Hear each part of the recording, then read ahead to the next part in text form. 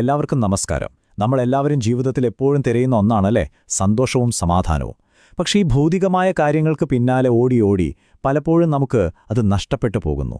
അപ്പോൾ യഥാർത്ഥ സന്തോഷം, യഥാർത്ഥ ശാന്തി അതെവിടെയാണ് നമുക്ക് കണ്ടെത്താൻ കഴിയുക? പണ്ഡിറ്റ് ശ്രീറാം ശർമ്മ ആചാര്യജിയുടെ ഒരു വളരെ മനോഹരമായ ആശയമുണ്ടിതിന്. ആസ്തികത, അതായത് നല്ല ആദർശങ്ങളിലുള്ള ഉറച്ച വിശ്വാസം എങ്ങനെയാണ് നമ്മളെ അതിലേക്ക് നയിക്കുന്നതെന്ന് നമുക്കൊന്ന് നോക്കാം. അപ്പോൾ ഈ ഒരു വിഷയത്തിലൂടെ നമ്മൾ എങ്ങനെയാണ് മുന്നോട്ട് പോകുന്നതെന്ന് നോക്കാം. നമ്മൾ ആദ്യം എന്താണ് ഈ ഭൗതികവാദം ഉണ്ടാക്കുന്ന പ്രശ്നങ്ങൾ എന്ന് മനസ്സിലാക്കും. പിന്നെ അതിനൊരു പരിഹാരമായി വരുന്ന ആസ്തികത എന്താണെന്ന് നോക്കും. അതിനുശേഷം ഗായത്രി, യജ്ഞം, ഈ രണ്ട് കാര്യങ്ങളിലൂടെ ഇത് നമ്മുടെയൊക്കെ ജീവിതത്തിൽ എങ്ങനെ പ്രാവർത്തികമാക്കാം എന്നും നമ്മൾ കാണും. അവസാനം ഇതിൻ്റെ എല്ലാം വലിയൊരു സന്ദേശത്തിലേക്ക് നമ്മളെത്തും. ശരി, അപ്പോൾ നമുക്ക് ആദ്യത്തെ ഭാഗത്തേക്ക് കടക്കാം. നിങ്ങൾ എപ്പോഴെങ്കിലും ചിന്തിച്ചിട്ടുണ്ടോ, എന്തുകൊണ്ടാണ് നമ്മുടെ ലോകത്ത് ഇന്ന് ഇത്രയധികം അസ്വസ്ഥതയും ഒരു സമാധാനമില്ലായ്മയും ഒക്കെ നിലനിൽക്കുന്നത്? ഇതിൻ്റെ എല്ലാം മൂല കാരണമായി ഈ പുസ്തകം ചൂണ്ടിക്കാണിക്കുന്നത് ഒരൊറ്റ തത്വശാസ്ത്രത്തെയാണ്. അതാണ് ഭൗതികവാദം. അപ്പോൾ എന്താണ് ഈ ഭൗതികവാദം? അതിൻ്റെ ബേസിക് ഐഡിയ വളരെ സിമ്പിളാണ്. അതായത് നമ്മുടെ കണ്ണുകൊണ്ട് കാണാൻ പറ്റുന്നത്, കൈകൊണ്ട് തൊടാൻ പറ്റുന്നത്, അങ്ങനെയുള്ള കാര്യങ്ങൾ മാത്രമേ യഥാർത്ഥത്തിലുള്ളൂ. അപ്പോൾ പിന്നെ ജീവിതത്തിൻ്റെ ലക്ഷ്യമെന്തായി മാറും? സ്വന്തം കാര്യങ്ങൾ നേടുക, വ്യക്തിപരമായ ലാഭമുണ്ടാക്കുക. അവിടെ പിന്നെ മറ്റുള്ളവരുടെ കാര്യമോ അല്ലെങ്കിൽ ശരി തെറ്റുകളോ ധാർമ്മികതയോ അതൊന്നും ഒരു വിഷയമേ അല്ലാതായി തീരുന്നു. ഇങ്ങനൊരു ചിന്താഗതി സമൂഹത്തിൽ വന്നാൽ എന്താ സംഭവിക്കുക? ആ സമൂഹം ശരിക്കും പറഞ്ഞാൽ ഒരു കാട് പോലെയാവും. അവിടെ ഒരൊറ്റ നിയമമേ ഉള്ളൂ, മത്സ്യന്യായം എന്ന് നമ്മൾ പറയില്ലേ, മൈറ്റ് ഇസ് റൈറ്റ്. വലിയ മത്സ്യം ചെറിയ മത്സ്യത്തെ വിഴുങ്ങുന്നത് പോലെ കരുത്തുള്ളവൻ ദുർബലനെ ചവിട്ടിത്താഴ്ത്തുന്നത് ഒരു തെറ്റായിട്ടല്ല, മറിച്ച് അതൊരു സ്വാഭാവികമായ കാര്യമായിട്ട് പോലും കണക്കാക്കപ്പെടും. ഈ ഒരു മനോഭാവത്തെക്കുറിച്ച് പണ്ടേയുള്ള ഒരു ചൊല്ലുണ്ട്.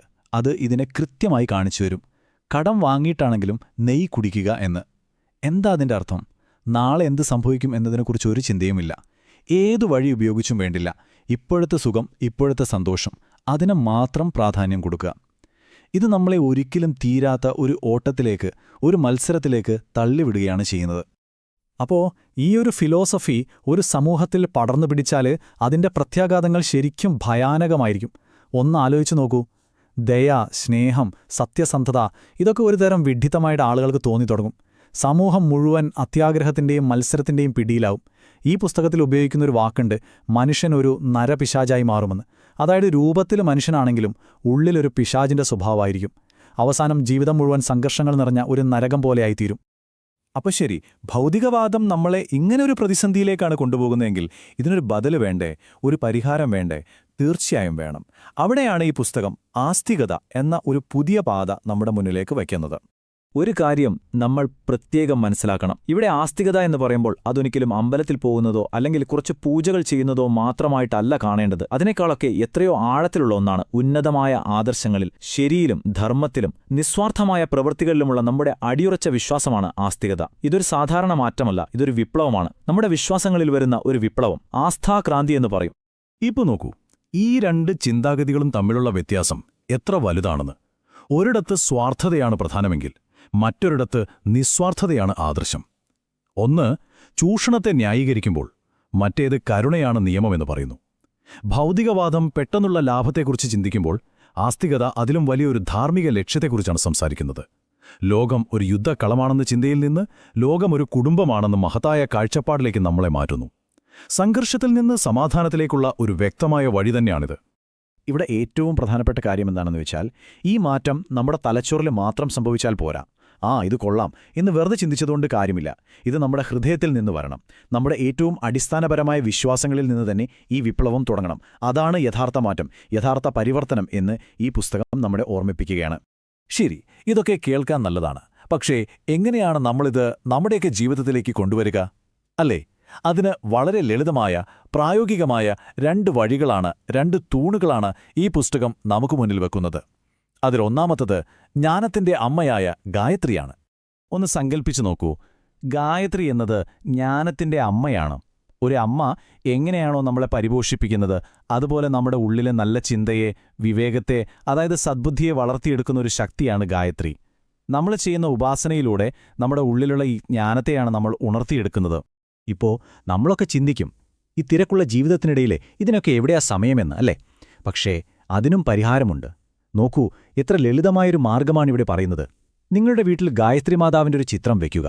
ഓരോ നേരം ഭക്ഷണം കഴിക്കുന്നതിന് മുൻപായി വെറും 2-5 മിനിറ്റ് ആ ചിത്രത്തിന് മുന്നിലൊന്ന് കൈകൂപ്പി നിൽക്കുക. എന്നിട്ട് മനസ്സുകൊണ്ട് ഗായത്രി മന്ത്രം ജപിക്കുക.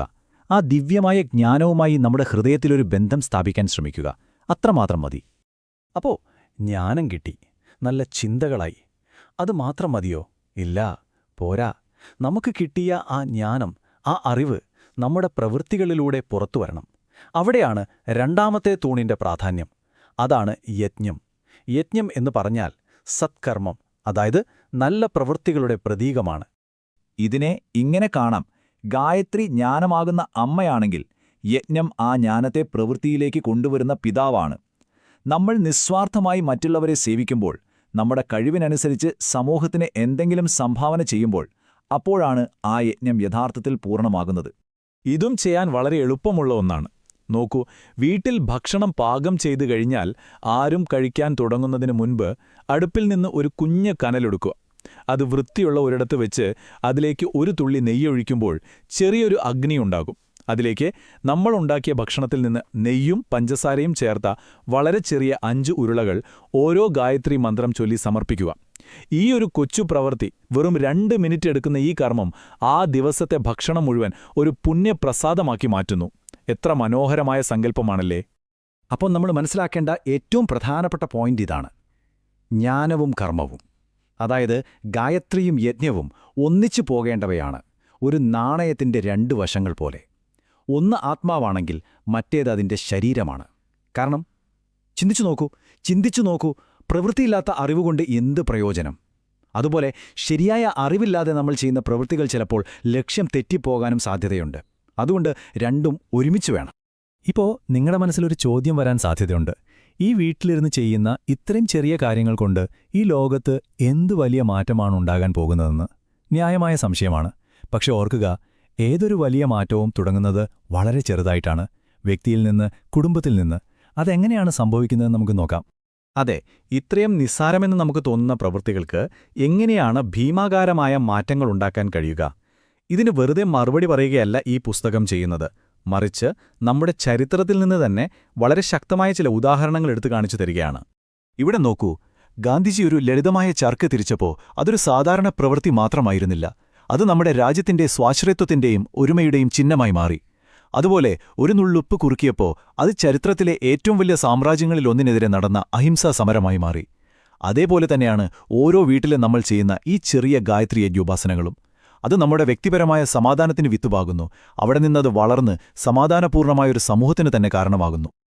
ഇവിടെയാണ് നമ്മൾ കുടുംബത്തിന്റെ പ്രാധാന്യം തിരിച്ചറിയേണ്ടത്. നല്ലൊരു ലോകത്തെക്കുറിച്ചുള്ള വിത്തുകൾ പാകേണ്ട യഥാർത്ഥ നഴ്സറി നമ്മുടെ ഓരോരുത്തരുടെയും കുടുംബമാണ്. നമ്മൾ പലപ്പോഴും വലിയ വലിയ സാമൂഹിക മാറ്റങ്ങളെക്കുറിച്ചും വ്യക്തിഗത മോക്ഷത്തെക്കുറിച്ചുമൊക്കെ സംസാരിക്കും. പക്ഷേ ഈ മൂല്യങ്ങളൊക്കെ ആദ്യമായി പഠിപ്പിക്കേണ്ടതും എവിടെയാണ്? ആ അടിസ്ഥാന ഘടകമായ കുടുംബത്തെ നമ്മൾ പലപ്പോഴും മറന്നുപോകുന്നു. അപ്പോ ഇതിന്റെ എല്ലാം ഒടുവിൽ നമ്മൾ എത്തിച്ചേരുന്ന ആ ശാശ്വതമായ സന്ദേശമെന്താണ്? നമുക്ക് ഈ വിശകലനത്തിന്റെ അവസാന ഭാഗത്തേക്ക് കടക്കാം. ഇതാണ് ആത്യന്തികമായ ലക്ഷ്യം, ആത്യന്തികമായ സ്വപ്നം.